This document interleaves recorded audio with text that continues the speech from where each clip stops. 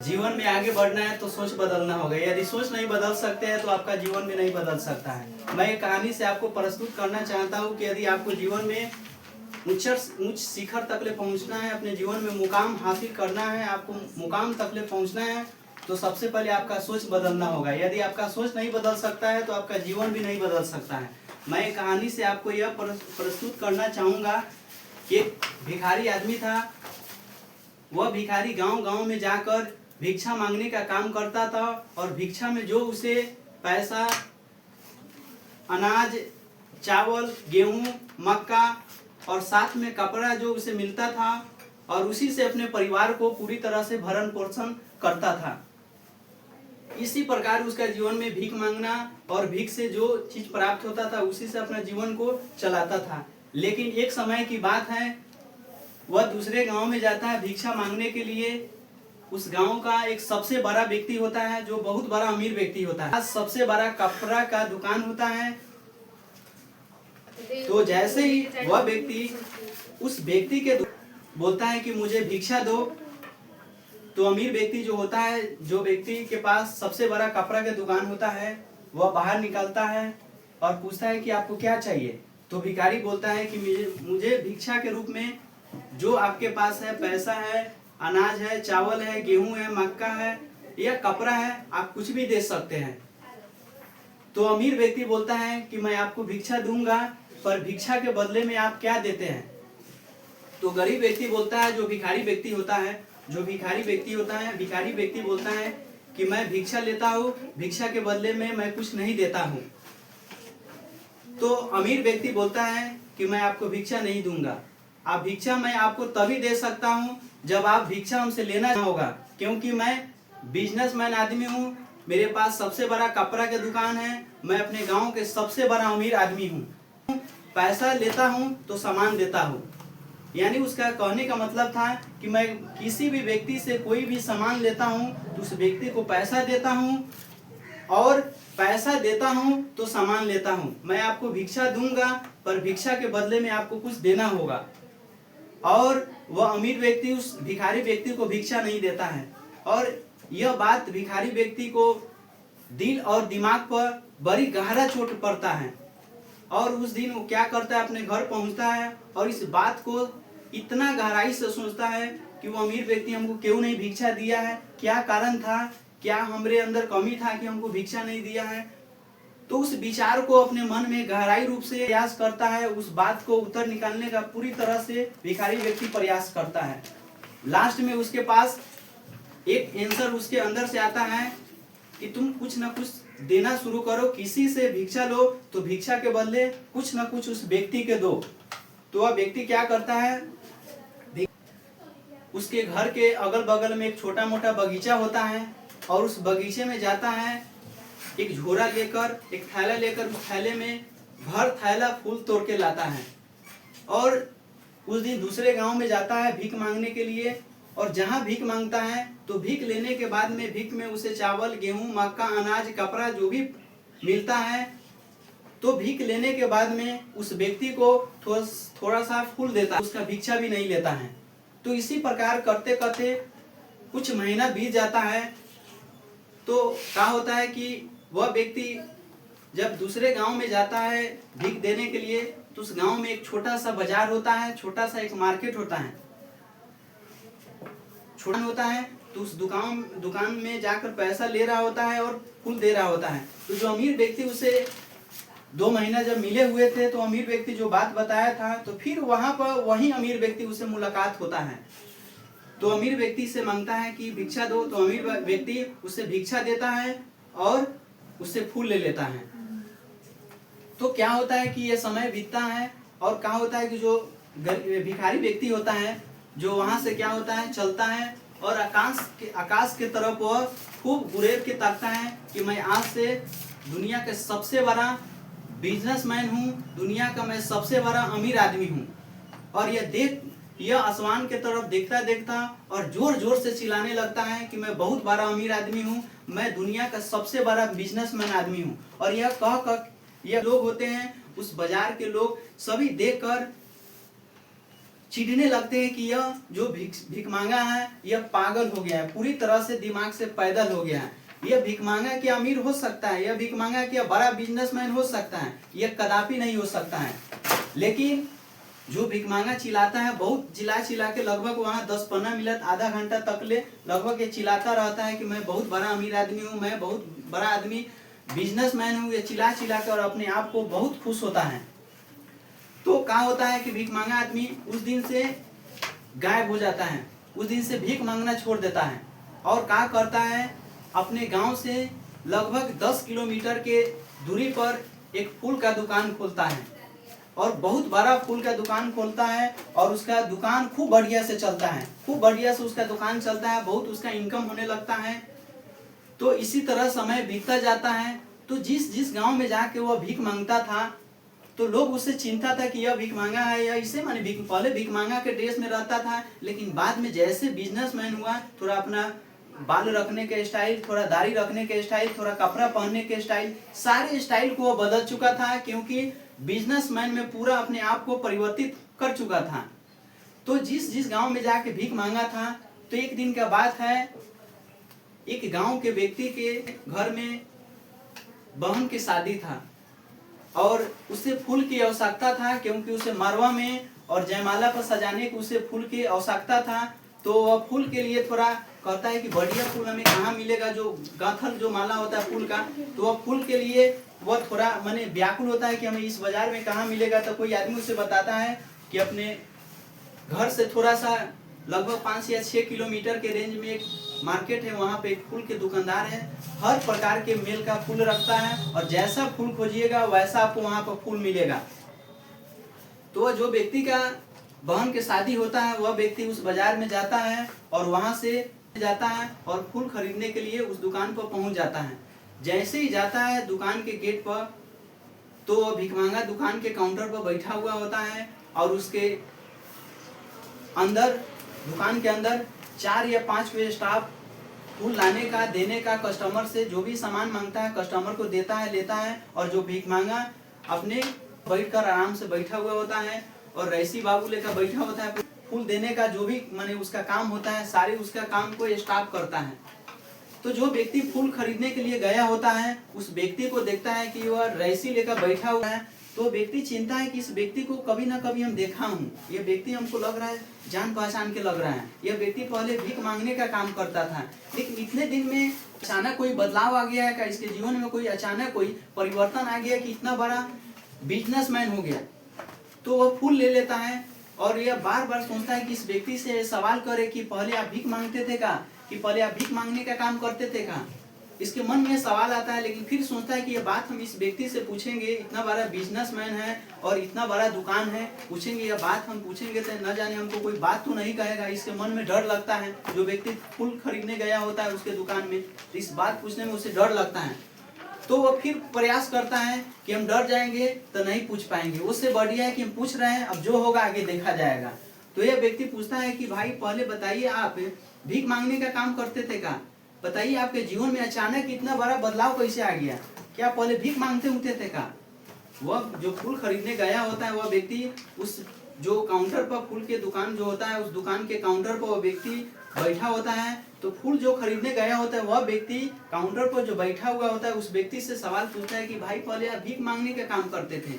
तो वह व्यक्ति बोलता है हाँ, पहले हम भीख मांगा थे और भीख मांगते थे और भीख मांग कर ही हम जो हमें उससे धन राशि प्राप्त होता था उसी से हम अपने परिवार को अच्छी तरह से अपना पालन पोषण करते थे। तो पूछते हैं कि बताइए पहले भीख मांगा थे, आज आप इतना बड़ा अमीर आदमी कैसे बन गए, आज आप इतना बड़ा बिजनेसमैन कैसे बन गए, कि रातों रात आपके जीवन में कोई चमत्कार आया का।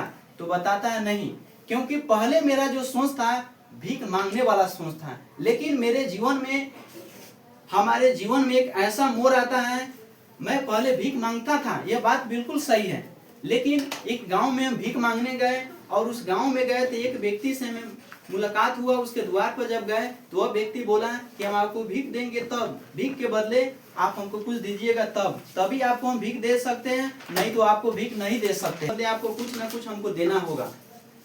तो हम उस दिन उस व्यक्ति को कुछ नहीं दे पाए, लेकिन वह सवाल मेरे मन पर पूरी तरह से गहरा प्रभाव पड़ा और उस दिन हम घर पे आए और अपने सोच विचार में पड़ गए कि हम भीख लेते हैं, उस व्यक्ति को कुछ नहीं देते हैं।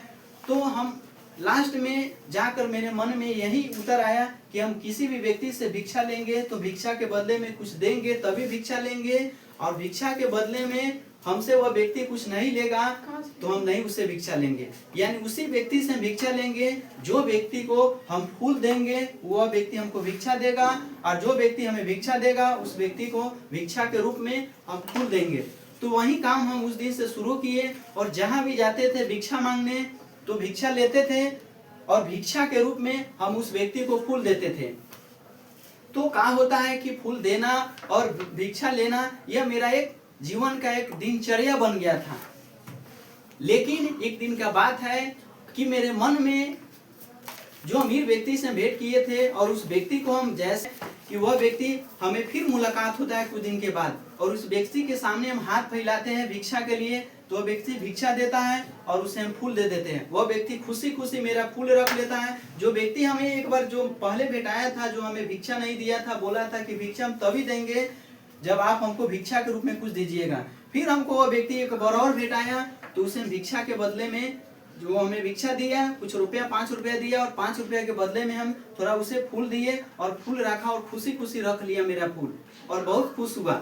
तो हमें ऐसा लगा कि मैं अपने जीवन में कि मैं बहुत बड़ा बिजनेसमैन बन गया हूँ, मैं मेरा बिजनेस बहुत अच्छा चल रहा है। मेरे मन में उस दिन से विचार आया कि मैं दुनिया में कुछ कर सकता हूँ, और उस दिन से मैं अपने मन में खूब चिल्लाया और वहाँ के सारे लोग हमें कहने लगा कि यह भीख मांगा पूरी तरह से पागल हो गया। वहाँ के जितने भी चौक पर जो लोग इकट्ठा हुए थे वहाँ के सारे लोग हमें कहने लगा यह भीख मांगा। उस दिन से अपने एक गायब हुए और बहुत बड़ा फूल का दुकान की। आज देखिए मेरे जीवन में कितना बड़ा बदलाव आ गया है।